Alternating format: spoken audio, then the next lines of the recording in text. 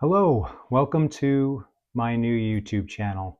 My name is Clark Zen, and I'm a pilot with Missionary Flights International. As you can see by what I'm wearing, what my wife likes to call my pilot costume, uh, that is what I do uh, for my work, but I do it not just for work, because I'm a different type of pilot. I'm actually a missionary pilot with an organization, Missionary Flights International. And so, unlike many probably YouTube channels that pilots put on, this YouTube channel isn't about me. It's actually about the people we serve. And while I am a missionary for the organization that I fly for, I get the privilege of flying some of the most amazing people on planet Earth. And those are frontline missionaries. See, people who work on the front line sharing the gospel in some of the most dark places of the world. And we, as an organization, Missionary Flights International, we are based out of Fort Pierce, Florida, and we fly to the Caribbean. We serve the Caribbean basin, and right now we serve over 600 missions in Haiti, Dominican Republic, and the Bahamas.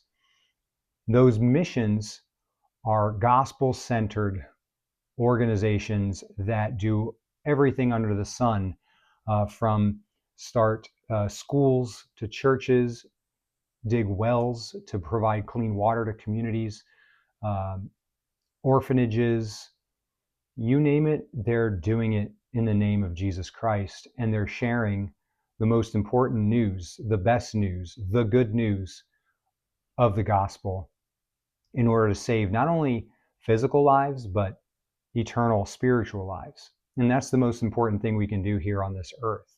And that's why I do what I do. See, God called me in order to be a missionary pilot from an interesting circumstance. I actually, by trade, went into the Navy right out of high school, became a nuclear operator. I was a mechanic, served in the military for about 6 years, and got out, and then got a job with Florida Power and Light here in Florida, where I live, as a reactor operator, and did that for about 14 years. And at about the 9-year point, I went to an open house at Missionary Flights International and heard God's voice say, "This is what I want you to do." And so I left my lucrative and promising job that I would have stayed at until I retired to get the skills and training in order to be a pilot, and now, since 2022, serve with Missionary Flights International full time as a DC-3 pilot. We do use World War II era DC-3 airplanes. Now, they are modified to run off of PT-6 turboprop turbines, and so modern engines, old airplanes. All the airplanes that we fly are completely refurbished from the originals, but they are essentially 80-year-old airplanes, still flying, still doing the work, basically workhorse airplanes doing God's work in the Caribbean.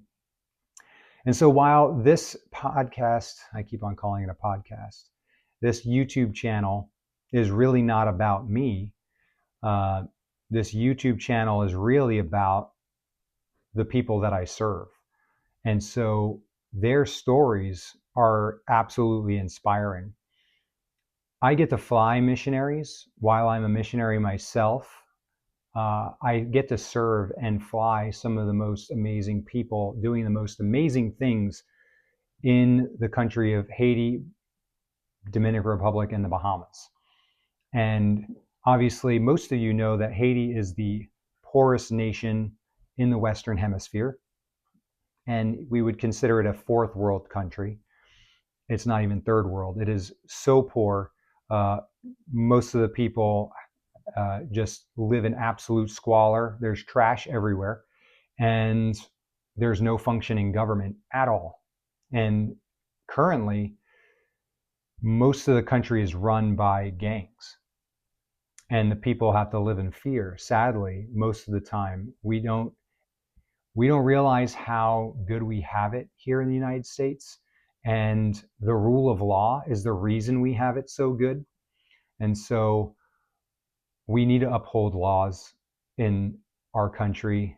And if you go to a country where the laws aren't upheld, you will thank police officers and law enforcement and other people who are helping to keep this country safe for us. But once again, I am doing this so that their stories and their missions are shared, because we as an organization, we don't even really hear a lot of the stories. And so the inspiration behind this YouTube channel really came about by my own curiosity for the missionaries that I served. We were flying these people in and out of Haiti, in and out of Dominican Republic, the Bahamas, and I would get glimpses of what these people were doing, but I couldn't really hear the whole story. And so one day God was like, you really need to talk to these people. You really need to find out what they're doing. Get the stories to the people who are serving MFI and allowing MFI to do what we do. And then on top of that, be able to share this with the world. Because honestly, while these people are amazing people, they're just like you and me. They've heard God's call and they're following it. And so hopefully these stories aren't something that you say, wow, these people are amazing, I could never do that. No, I want you to say, I can do that. See, I was one of those people who was living a life doing what God wanted me to do for that season, but then finally God was like, no, you're created for a little bit more. And he called me to step out onto the water, to do something completely different than what I was doing, and trust God for my sustenance, for my provision entirely as a missionary. So I don't get paid by my organization. I had to raise support, just like the people who I serve on the field have to constantly go to churches and people they know in order to raise support to do what they do. And so I had to trust God. And I can tell you, it's the best thing that you can possibly do is step out onto that water, like Peter, getting out of the boat and walking with Jesus, being where he's called you. And so if you're one of those people who know you're made for more, because you are, if you are a follower of Jesus Christ, if you're a disciple of Christ, then he's always going to have greater things for you as long as you are willing to step out in faith. And while those things are scary, and yes, we do face persecution, we do face challenges. This life as following Jesus was not supposed to be easy. God told us that in this world we will have trouble, but take heart. He has overcome the world, and he has promised to be with us until the end of the age. And so we are in the age of grace right now, and God's gospel is going out. We are following the Great Commission, getting the gospel into the Caribbean where our organization is called to serve. And we don't know where we're going to be 50 years from now, but we've been serving since 1964. And so we're 61 years into Missionary Flights International's incorporation. And I've only been a part of it for the last 3.5 years, but it's just so amazing to be where God wants me to be and to be used by him in a greater way than I could have been used where I was working at a nuclear power plant. And so as you hear these stories, I want you to think, what could I do? What am I called to do? Am I called to reach out to one of these organizations to see whether or not I can serve? Maybe you can even support them financially. But I want you to think, I'm made for more. I'm called to do more. The gospel hasn't reached the ends of the earth yet. And maybe I can do my part in order to do that. And so as these stories, as these videos are aired, uh, I want you to be inspired. I want you to see that God can use ordinary people just like you in order to do extraordinary things. And so God wanted me to get these stories out as I was flying these people to and from where God was using them.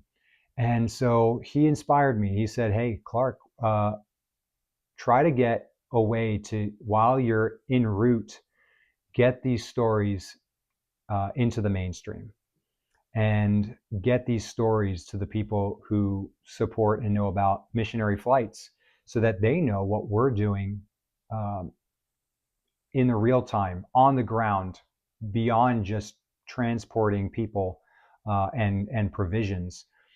And so what I'm doing, what you're going to see in these videos is uh, what I call Clark's Cockpit Conversations.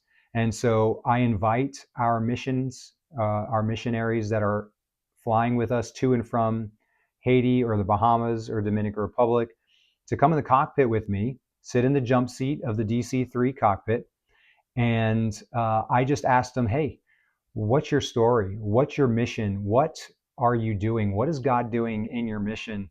How can people support you? How do they get to know about your mission?" And so I've heard some of the most amazing stories, and some of them bring tears to your eyes. And as you watch these videos that I'll be posting, some of them have some pretty can be some pretty graphic content, not really bad, but the content is things that uh, may not be great for really young ears. And because there is a devil out there, and Satan is real, and he is manifesting himself through many in Haiti through voodoo, and the voodoo practices are brutal and very brutalistic. And some of that is explained with some of the missions that I've had conversations with. And so, but once again, out of just tragedy, God brings beauty from ashes. And you can see that through these missions and through the healing words of Jesus and through the loving hands of those who are reaching out through him, God is just doing amazing things, and the broken become whole, and the lost become found, and those who are enslaved become free. And we need to continue to pray for Haiti. It is still an extremely dark place, but there are so many lights that are growing. The churches and the schools that have been built over the last 50 years of missions reaching out to Haiti and serving Haiti, they are bearing fruit. And we're just praying that the fruit of these new generations that know Jesus, that are educated, will replace the brutalistic, Satanistic activities of voodoo and false religion, and the one true religion will shine through. And so come join me on my journeys and in Clark's Cockpit Conversations. And a lot of the conversations I've had have been over the last few months. It's only been a few months since I've been doing these interviews. And so I'll be able to post them hopefully on a regular weekly basis. But I am a father of 4 children and a very, very busy wife, and who works at a Christian school. And I'm also an elder at my church. And so you might need to wait a little bit longer if some weeks are a little bit busier than others. But once again, this isn't about me. This is about the missionaries that I get to serve, and I have the pleasure of serving in the pilot capacity.